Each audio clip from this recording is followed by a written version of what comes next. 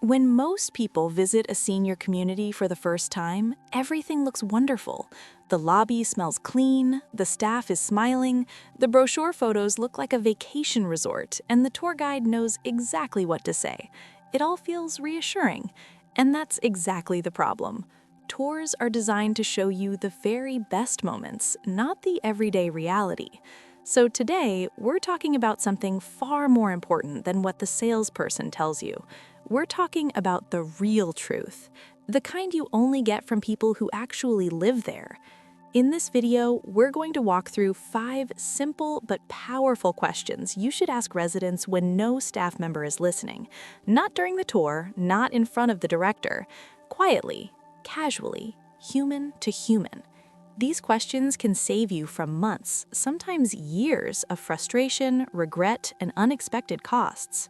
So let's get right into it, because the first question is one almost nobody thinks to ask, and yet it tells you more than any brochure ever could. When you're walking through the hallways or sitting in a common area, find a resident who looks comfortable talking and gently ask something like, "How long have you lived here, and how has it really been for you?" That simple word, really, changes everything. Watch their face when you ask. If the answer comes quickly, warmly, and with ease, that's a good sign. But if there's a pause, a sigh, or a nervous glance around the room, pay attention to that too. What you're listening for isn't perfection. No place is perfect. What matters is whether the person feels settled, respected, and safe.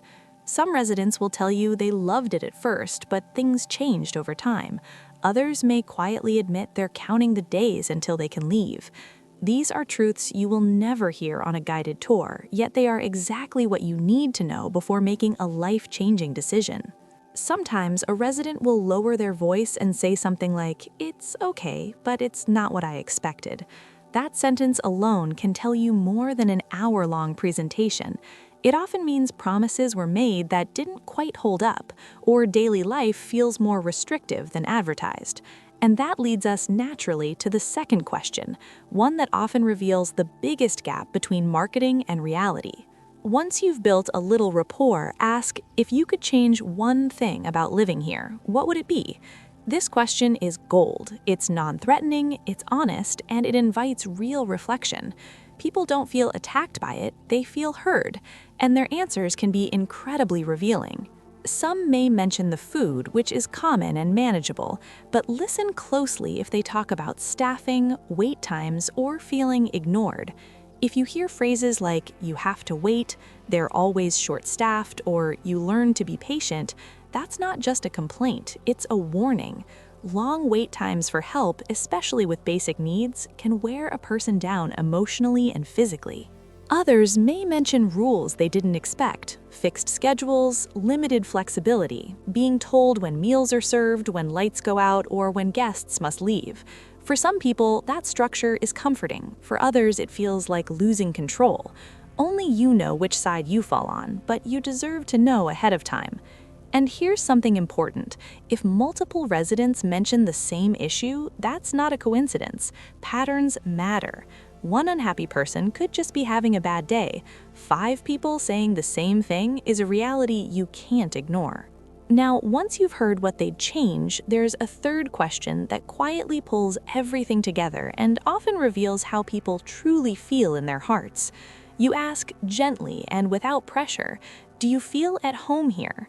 This question is powerful because home isn't about furniture or decorations. Home is about dignity, comfort, belonging. When someone feels at home, you'll hear it in their voice. They might smile and say, "Yes, this is my place now."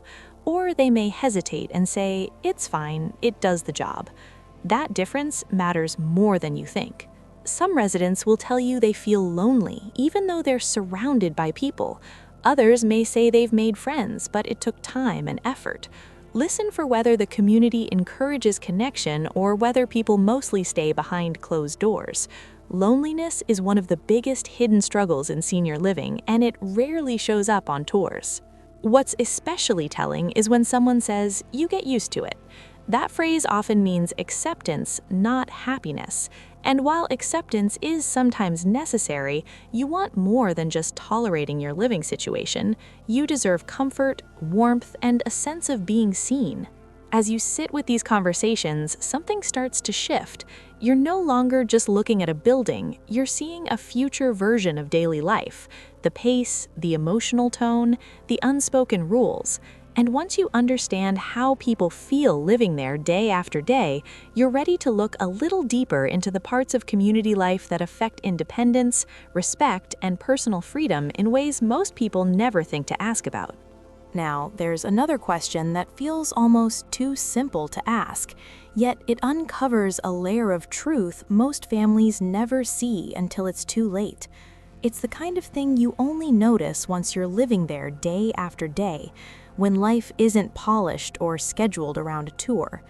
When you find the right moment, ask a resident something like, "When you need help, how easy is it to actually get it?" Notice how different this feels from asking about services or amenities. You're not asking what's promised, you're asking what really happens at 2 a.m. or when someone presses a call button and waits. This question often brings a very honest reaction.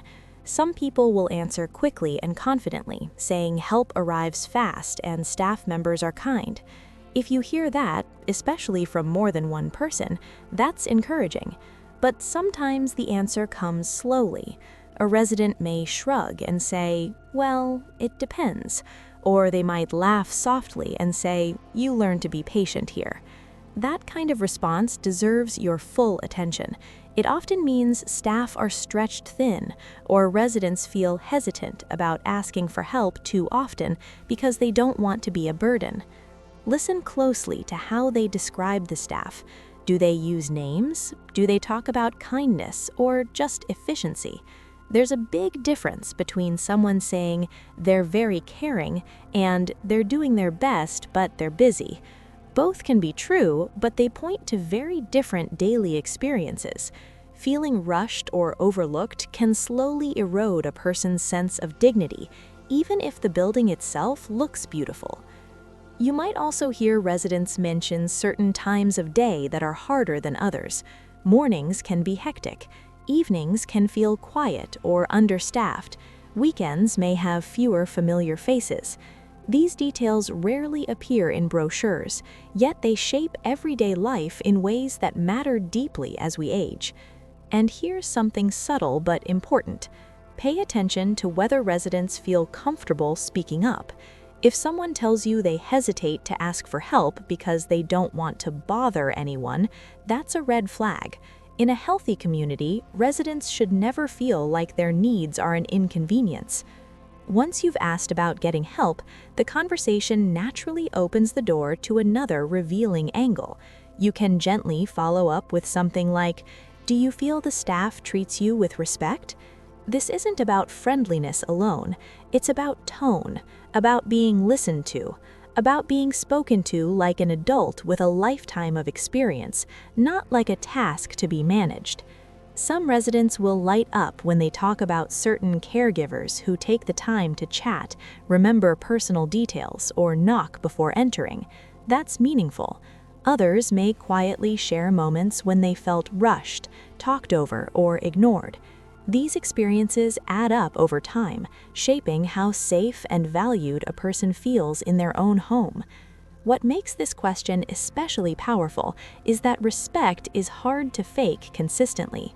A building can be new, the food can be fancy, but respect shows up in everyday interactions, how problems are handled, how complaints are received, and whether residents feel comfortable advocating for themselves without fear of being labeled difficult. As you listen, you may notice some residents glance around before answering, lowering their voice. That alone tells you something. People who feel truly secure don't worry about who might overhear them. Feeling watched or cautious is not something anyone expects when choosing a place meant to support them. By now, something important has likely happened in your mind. You're no longer thinking only about location or price. You're imagining yourself waking up there, needing help, asking questions, and navigating daily life. You're beginning to sense whether this environment would lift you up or slowly wear you down. And this is where your instincts matter just as much as the answers themselves. Sometimes it's not what people say, but how they say it. The pauses, the forced smiles, the careful wording, these moments speak volumes. As these conversations unfold, you start to see the difference between a place that looks good and a place that feels right.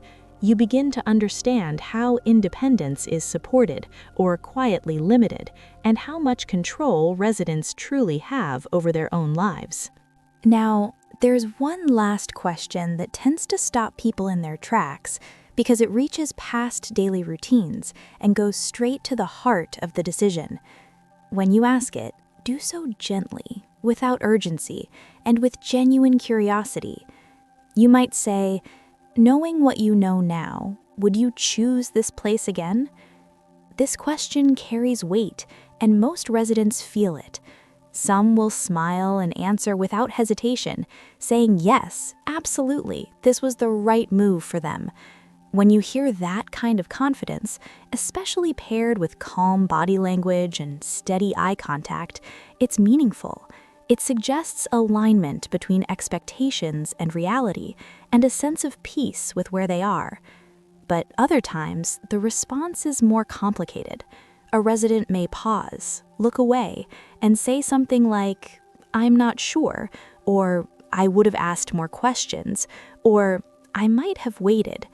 These aren't angry answers, they're thoughtful ones, and they often come from people who wish they had known more before committing.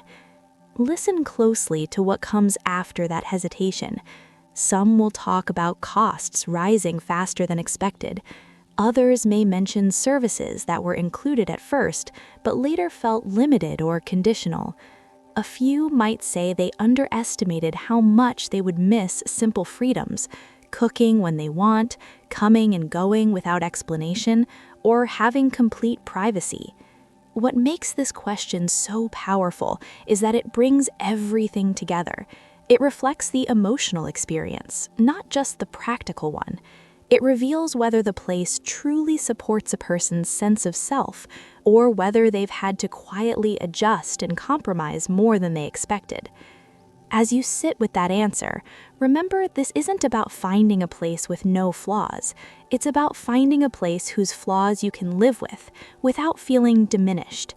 Every community has trade-offs. The key is knowing what those trade-offs are before they become your daily reality. By now, you may notice that asking these questions does something else too. It gives residents a chance to be heard. Many older adults aren't often asked what they truly think, especially in environments where decisions are made around them instead of with them. When someone opens up to you, that's a gift. Treat it with respect. And here's something important to keep in mind as all of this settles in. You're not just choosing a place to live, you're choosing how your days will feel, whether you'll feel rushed or relaxed, whether you'll feel like a number or a person, whether you'll feel empowered to speak up or inclined to stay quiet to keep the peace. Take your time with this process. Walk slowly. Sit in common areas. Watch how residents interact with staff when no one thinks they're being observed. Trust what you feel as much as what you hear. Your instincts are often sharper than you realize. If you're helping a parent, spouse, or loved one through this decision, these questions become even more important.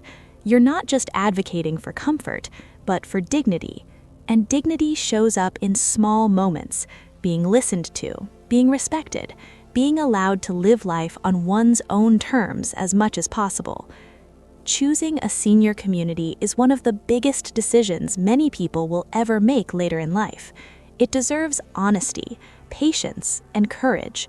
Courage to ask uncomfortable questions, courage to walk away if something doesn't feel right, and courage to believe that you deserve a place that truly feels like home. If this conversation has helped you think differently or reminded you of something important, I'd love to hear your thoughts. Share your experiences or questions in the comments. Your insight could help someone else who's standing right where you are now. And if you found this helpful, give the video a like and consider subscribing. We share practical, honest guidance like this every day, all focused on helping you make confident choices and live well at every stage of life. No matter where you are in this journey, remember this: your voice matters, your comfort matters, and your future deserves careful thought. Here's to making choices that support not just where you live, but how you live, with clarity, confidence, and peace of mind.